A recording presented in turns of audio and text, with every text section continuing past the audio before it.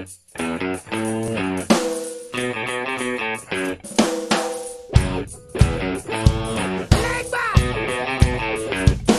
it.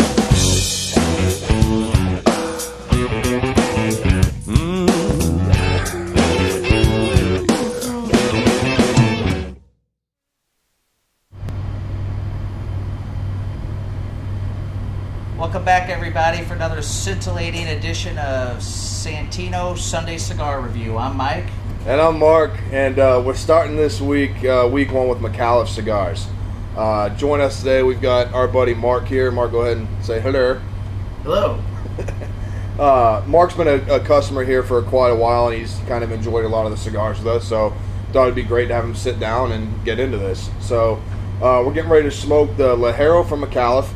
We're going to sit down. Mike's going to let us know what this thing's made of. Then we'll cut into these things, and we'll smoke a little bit and see in a bit. All right, so we're starting this off with Micallef Cigars this week, and we've got the Micallef Ligero here. The cigar's great. Mike's gonna break this thing down for you. We're really excited to be starting with Micallef. So, Mike, go ahead and tell them what this thing's made of, man. All right, this Micallef Ligero cigar is made with a Sumatra wrapper, an Ecuadorian binder, and a Nicaraguan and Dominican fillers. Now, you're going to have to break what this all means for the folks that are watching. Basically, man, we're pretty much in for kind of a taste trio that's going to play around. You know, you're actually a fan of Sumatras. We've talked about that before, that kind of cotton candy-esque Yep, and we're going to be pairing it with a Cabernet. Yeah, the J.McClelland. So we're going to put those together. Let's get these things cut and sip some of the wine, get this thing going, and we'll come back and talk about them. Sounds good. All right, guys. So we've cut into these. We smoked in. We're all about half inch, maybe a little more into these. And we each kind of got three different things going on. But, I mean, I think we're all in pretty much agreement with it. We'll save that for the try, buy, or deny. But, Mark, since you're your first time on the show, why don't you go first? Kind of talk a little bit about the cigar, how it tastes to you. You know, don't be shy about anything. I think it has pretty bold flavors, and it there's even a kind of a residual sweetness that's I think it reminds me of cured meat. I kind of want to have a piece of beef jerky, because that's the first thing that came to mind when I started. That's interesting. I like that. That's a pretty neat thing. Yeah. Continue. Sorry. That's the thing. It stands up well. I'm sure it tastes more. Should I discuss the wine? Of course. Go ahead. So, I think that you need a bold wine to stand up to it. I'm not as crazy about this. The sweetness in the wine doesn't really quite bring out the kind of sweetness that I get from the cigar. Actually, I think that it's for me. It's been the other way around. Some of the bitter notes that come from the tobacco are bringing up the kind of a bitter quality in the wine, and so it tastes a lot more acidic than perhaps it should. Okay. Yeah. The wine we're pairing with, before I let Mike go, we've got this J.McClelland Cabernet from the Napa Valley 2014 bottle. It's our first time trying it today, you know, Mike. So, what do you think about the cigar, the wine, and do you think? The cigar is interesting. I think it's worth discussing. So it's supposed to be with a Ligero tobacco, which means bolder, full body, robust. I find that it's a bold cigar, full body, but mild. And what I mean by that is I personally don't get a lot of nuances or notes that like stand out, you know, over the rest. I get a lot of little flavors that don't seem to amount to one specific flavor, but it's very mild and mellow and easy to smoke. You know, although it being a Ligero and a full-bodied cigar, I almost think anybody can smoke this cigar no matter where your palate is. Right. It's just that even keel. So it's great. So a lot of people, if you say that it's good, not a lot of flavor distinction, they think it's not a good cigar. Well, I think it's just bland. the opposite. It's a great cigar to smoke. Right. Now, I agree with Mark that I just don't not a fan of the wine, but the wine helps a little bit with I should say the cigar helps enhance the wine. But wine on its own, I wouldn't be in favor of. Right. And I gotta agree, the wine by itself, I probably won't ever touch it again. I don't like the way it builds up, and I'm not a wine connoisseur by any means, but just the way it tastes by itself, it doesn't work for me.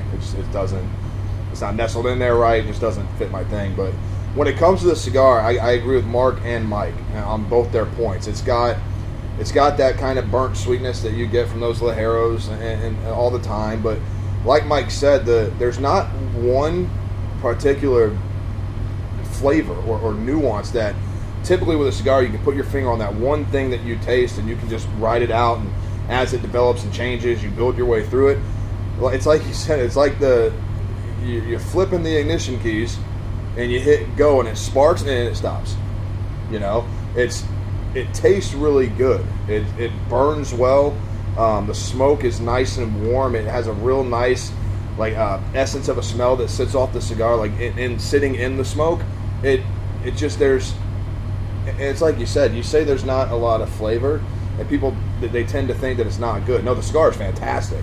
It's just one of those things. I can't put my finger on one nestling fact of it. And now that I've smoked more of it, I'm starting to get that real robust and bold coming through the cigar now, which has got a higher nicotine count. I think a lot of people would really enjoy this. Now, Mark, what would be the price point in this series? These cigars, with the Micallef Grande Bold series, the Ligero, this thing is at $8.50. For the price, the cigar is really good. You know, we'll break down a little further when we smoke down more and get into the try, buy, or deny. But like Mike said, with the cigar with this wine, for me, the cigar actually opens up the fruit in the wine, and it makes it a little more, not sweet like candy, but that fruity sweetness you get in wine. It does open that up a little bit. So we'll smoke into these a little bit more, and then we'll come back for our try, buy, or deny. All right, everyone. So before we get into the try, buy, or deny, we smoked these things down a little further. We're all down to about where the bottom label is, the Ligero label, and we've all agreed this thing is developed rather nicely, right? Mike, why don't you go ahead first, man? Well, we decided to use the first part of this portion of the show to go back and reiterate. So I'm in the second third now, and the second third has really opened up. You taste more bold notes. Mark, you had mentioned, I'm going to steal a little bit of your thunder, kind of get some oak taste, which, because he said it, I placed it in my mind. So for me, it's gotten actually even better. Right. Mark, I'm going to let you go last. I have to say this now so I don't ever forget it. It's just one of those funny taste notes on everyone's palate. You know, you always get that weird thing. So that oakiness, like we said, it's real there. When I retrohale it, I get a buttered toast flavor. I'm serious. You know, like when you put a lot of butter on toast and it melts and you actually get to taste the actual the build of the butter to the sugars, everything like that. That's what's coming through on the retrohale, and I think that is where that Ligero is starting to play in right there. That build on it. So, Mark, give you your last one here, and then we're going to dive into the try, buy, or deny. Yeah, it definitely has much more of a depth of flavor than it had before. I used the cured meat reference earlier, and now I don't feel like that sort of beef jerky quality would have stood up to the flavor anymore. It's so great. It's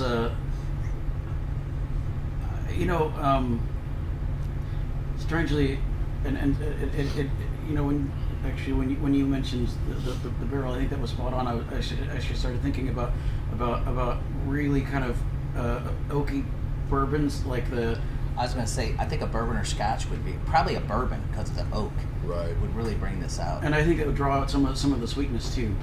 You know, that Heaven Hill 27. It's hard to find a good pairing for that because that's such a bold flavor. But this would actually stand up to that. I think it really would. All right, so we're gonna do our try, buy, or deny. Mike, let's go ahead and start with you, man. Well, for me, it's simple. It's a try and buy on the cigar.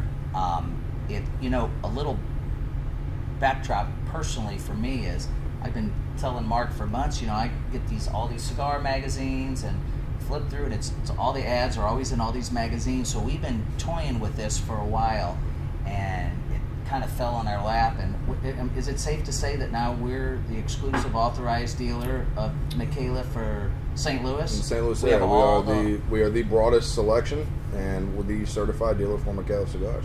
So it's gonna, this is not no buy on the wine. right.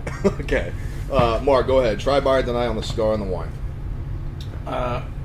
Definitely buy on the cigar. Actually, I love this one, and at the $8.50 price point. I mean, it's hard to find another one that really compares, quite like that.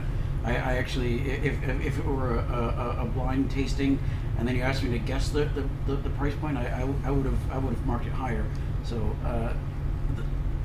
the wine, yeah, sorry, not a fan. Mark, how about you? Well, one of those try buy the cigar. I mean, I don't just take our word for it. I don't think try really matters. Especially the way this thing started developing. Kind of when we were talking about those flavors that couldn't just come together.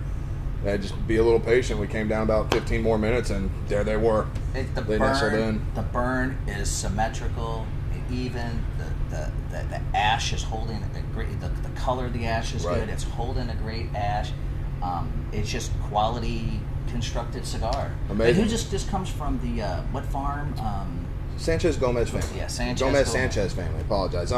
If you're new to cigars, just think about what Carnegie Steel did for railroads. That's what this family has done for cigars. Do they also make cigars for? Lots of people. The best My way, father and- yes, the best way you can look at it is a lot of blends that you've had throughout the cigar world. The family had something to do with And it. EP Carrillo. I think they make for EP Yes. Carrillo as well. So all the cigars are exclusively made by them for Micallef cigars. We're all a buy on the cigar, guys. I think we're all a deny on the wine. If you've had this and you're a Cabernet individual, kind of if you liked it, let us know why. Maybe we can kind of find a playing field on which it comes. You guys know our comment contest. Go down there, like, comment, subscribe to the show. If you leave a comment, whatever comment receives the most likes, if you're 18 years or older in the St. Louis area, come on in. You're going to win this cigar. I'm going to hand you this cigar. I'm going to give you the opportunity to do what Mark did today and sit in on the show with us. Okay, Mark, I want to thank you for coming on the show. Hope you had a good time. Yeah, excellent. Thank you. we were Thanks for the goofy. invitation. Of course. Mike? Thanks, everyone. And remember, we drink, we smoke, and we know a few things. Cheers.